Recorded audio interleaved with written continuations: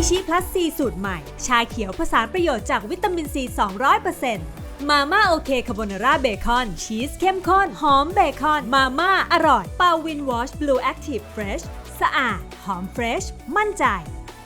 ใหม่ Samsung Galaxy Z Fold 3 และ Z Flip 3 5G เพื่อทุกวงแขนที่อ่อนโยนแต่มีพลังใหม่ Dio Clear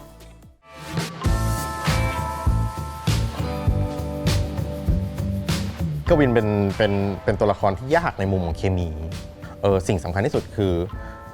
เขาต้องทำให้4คนนี้กลายเป็น4คนที่สมบูรณ์แต่พอเราเจอวินโหเหมือนแทบจะตบเข่ากันหมดเลยว่ามันใช่วินสามารถเดลิเวอร์กับวินที่ทั้งสดใหม่แล้วก็มีเสน่ห์แล้วก็ทำให้เคมีสมบูรณ์มากอะไรอย่างเงี้ยฮะวินมีเหลี่ยมมุมอะฮะที่คนดูยังไม่เคยเห็นเยอะเหมือนกันแล้วน่าใช้แล้วก็ผมว่าคนดูแบบจะเอนจอยมากกับการที่ได้เห็นกวินที่แบบเป็นผู้ชายเจ้าชู้อะไรเงี้ยคือวินก็จะมีวิธีเจ้าชู้ของเขาอะที่แบบว่าที่มันแตกต่างจากแบบผู้ชายคนอื่นอะไรอย่างเงี้ยมันจะมีความกุ้งกริ่มในขณะเดียวกันกวินเป็นตัวละครที่มีความร้ายแต่ว่า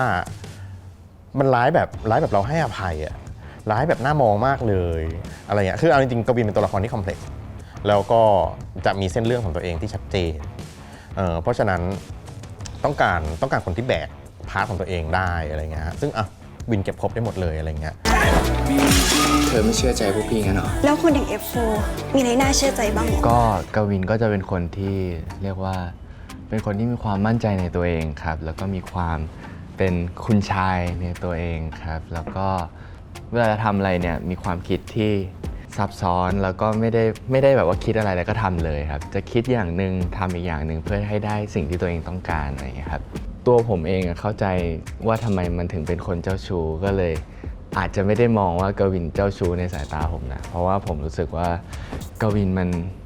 มีประสบการณ์อะไรบางอย่างทำให้ต้องเป็นอย่างนั้นมากกว่าครับไม่ได้ด้วยตัวมันเองไม่ได้อยากจะเป็นคนที่เจ้าชู้ครับตัวกวินเนี่ยคือคิดซับซ้อนมากกว่าคือเป็นคนที่จะมีฟอร์มของตัวเองจะต้องการอะไรแต่ว่าจะไม่ได้สื่อสารแบบนั้นออกมาตรงๆจะมีการทำอย่างนี้เพื่อให้ได้อย่างนี้เนี่ยครับวินมองว่าตรงนั้นน่าจะเป็นความต่างแล้วก็เป็นความท้าทายด้วยที่จะเป็นตัวละครนั้นครับก็รู้สึกว่าเริ่มเข้าใจมันมากขึ้นเริ่มเข้าใจมันมากขึ้นกว่าตอนแรกเยอะมากอะไรอย่างเงี้ยครับด้วยความที่ตอนแรกเราเวิร์กช็อปใช่ไหมครับเราก็อาจจะไม่เข้าใจมันมากขนาดนั้นแต่พอได้มาเล่นจริงได้เป็นตัวละครมันจริงๆไปสักพักหนึ่งก็รู้สึกว่าเราสามารถเป็นมันได้แล้วอะไรอย่างเงี้ยครับขอโทษทีนะครับพอดีนี่น้องสาวผมมาเดี๋ยวผมจัดการให้นะครับทักษะใหม่ๆนะครับที่วินได้เรียนก็จะเป็นร้อยมาลัยครับที่ไม่เคยรู้เลยในด้านนี้ครับ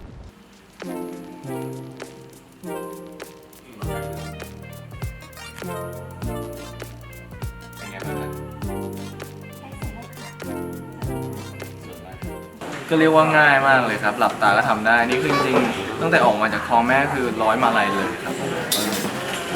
ง่ายๆอันนี้ถือว่าเบสิกครับอีกอย่างหนึ่งก็เป็นเรียนคิวบูครับซึ่งตัววินเองเนี่ยคือชอบมากพวกหนังแอคชั่นแล้วก็เรื่องนี้ก็มีโอกาสได้เล่นเองด้วยบางซีนอะไรอย่างเงี้ยครับก็รู้สึกสนุกมากๆกับตอนที่ไปเรียนแล้วก็ตอนถ่ายทำจริง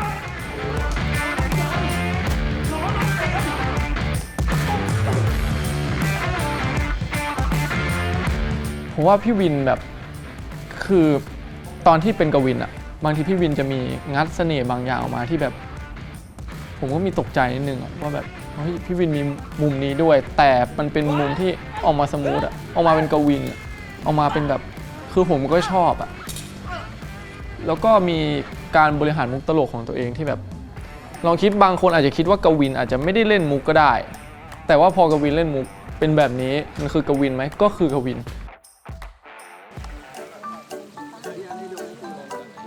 ยังไม่เห็นอาหารนะสิต้องบอกเลยนะครับว่าอาหารวันนี้เนี่ยค่อนข้างพิเศษมากนะครับไม่เคยเปิดที่ไหนดูมาก่อนนะอย่าเพิ่งอาหารว่างเขาเรียกแล้ว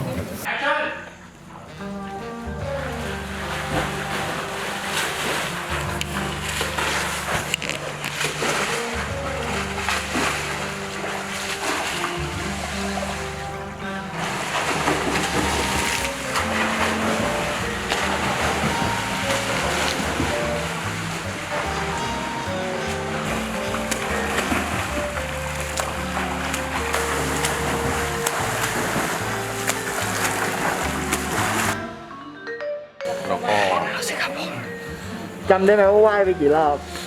กี่รอบ5-6 รอบครับ ประมาณ6-7 รอบ วันนี้ไม่ต้องไปฟิตเนสแล้วครับวันคาร์ดิโอเรียบร้อย ยังต่อไหวปะ ไหวพี่ลงกับผมเลย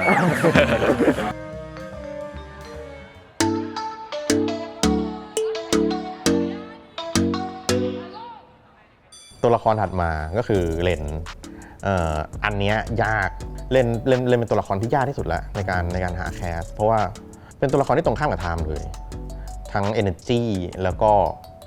นิสัยความอบอุ่น ความนิ่งแต่ต้องหน้ามอง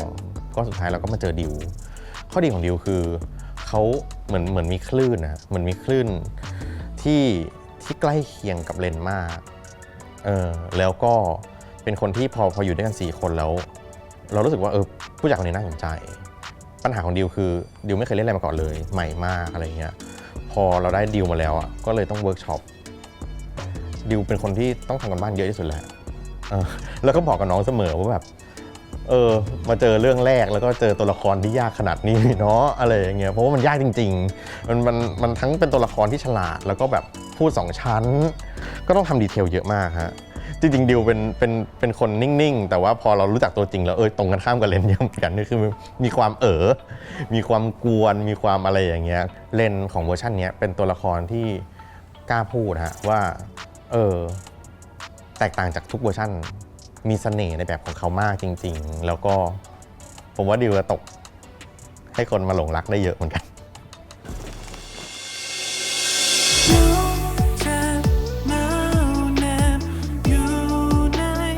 เล่นเป็นคนที่นิ่งๆครับสุขุมเขาจะพูดน้อยแล้วก็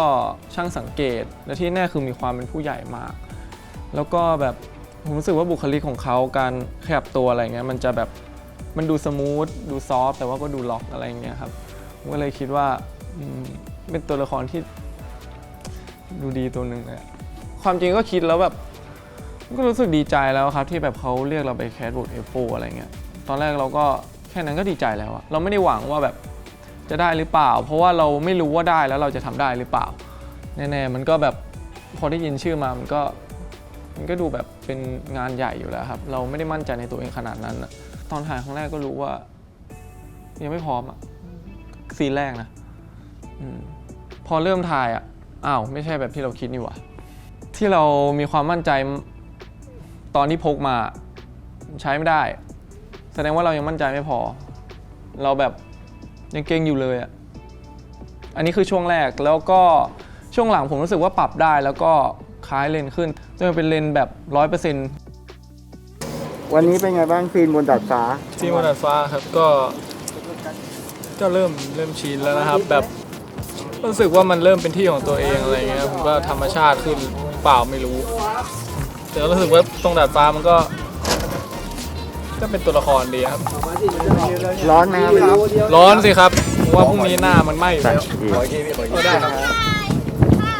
ในเรื่องเนี่ยผมได้แสดงความสามารถพิเศษที่ผมถนัดก็คือการวาดรูปนะครับก็อย่างที่รู้อยู่แล้วอะเลนเป็นตัวละครที่ต้องวาดรูปอยู่แล้วแล้วก็มันวาดตลอดเวลาคือผมว่ามันวาดมากกว่าผมอีกแน่ๆแล้วคือพอด้วยความที่เลนเป็นตัวละครที่วาดมากกว่าผมอะการวาดของมันอะมันวาดตลอดเวลาอาจจะไม่ใช่งานละเอียดอาจจะไม่ใช่อะไรที่เพอร์เฟกต์แต่แน่ๆมันผ่านการฝึกฝนมาแน่ๆผมเห็นลายเส้นเล็บที่พี่โอต้องการอ่ะผมรู้สึกว่าแบบมันคือการวาดเร็วแต่ด้วยความเร็วเนี่ยมันมีฝีมือที่แน่นอนอ่ะมีการฝึกฝนมาอย่างดีแล้วก็แบบหลายๆอย่างคือมันเป๊ะไปหมดอ่ะซึ่งผมไม่ใช่อย่างนั้นผมอาจจะวาดเร็วแต่ไม่เร็วเท่าเลนละเอียดไหมไม่ละเอียดเท่าเลนประสบการณ์เยอะไหมน่าจะไม่เท่าเลนแต่ทำยังไงที่ทำให้ดูแบบว่าผมฝีมือเท่าเลนอันนี้ก็จะต้องไปทำกันบ้านนิดนึง คาแรคเตอร์ของดิวเป็นตัวที่ยากมากแล้วเราต้องมาเวิร์กกับคาแรคเตอร์เนี้ยเยอะด้วยเพราะว่าเป็นตัวที่ค่อนข้างเกี่ยวข้องกับกอย่าอะไรอย่างเงี้ยค่ะก็เลยทำให้เหมือนได้ทำกันบ้านนอกเวลากับดิวค่อนข้างบ่อยอะไรอย่างเงี้ยค่ะแล้วก็ดิวเป็นคนที่ตั้งใจมากในการที่จะทำให้เรนออกมาได้อย่างสมบูรณ์แบบเพราะว่ามันยากจริงๆอะไรอย่างเงี้ยค่ะก็ดิวกับเรนก็มีส่วนที่คล้ายกันอยู่บ้างก็คือเขาเป็นคนที่ คือดิวอาจจะไม่ได้มีความโตเท่ากับเลนอะไรเงี้ยค่ะแต่รู้สึกว่าดิวก็เป็นคนที่พึ่งพาได้เหมือนกับเลนเหมือนกันอะไรเงี้ยค่ะเอาไปเช็ดสิมันเปื้อนหมดแล้วนะ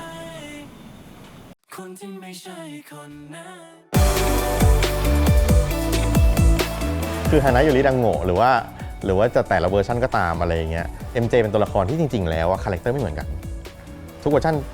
จะทำแตกต่างกันไปจะมีดีเทลที่ไม่เหมือนกันอะไรเงี้ยก็เพราะฉะนั้นเราก็เลยเริ่มจากอันนี้ก่อนว่าแล้ว F4 Thailand จะให้ MJ นิสัยเป็นยังไงแล้วเราก็ทำกันบ้านจนแบบว่าโอเคเรารู้แล้วเราอยากได้ความเป็นแบบแก๊งสเตอร์อะเราอยากได้ความเป็นแบดแต่ว่าขี้เล่นแต่ว่าดูมีความเป็นหัวหน้าแก๊งอะไรอย่างเงี้ยพอเราตั้งโทนอย่างนี้ปุ๊บเราก็เริ่มตามหานักแสดงแล้วเราก็ไปเจอนานี้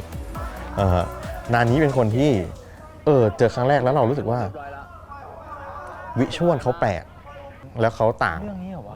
กับทุกคนอะไรอย่างเงี้ยคือถ้าเกิดเดินมา4 คนอย่างเงี้ยเราจะจำนานี้ได้และตอบโจทย์ MJ ที่เราต้องการคือต้องยอมรับว่า MJ เป็นตัวละครที่มีพาร์ทของตัวเองน้อยที่สุด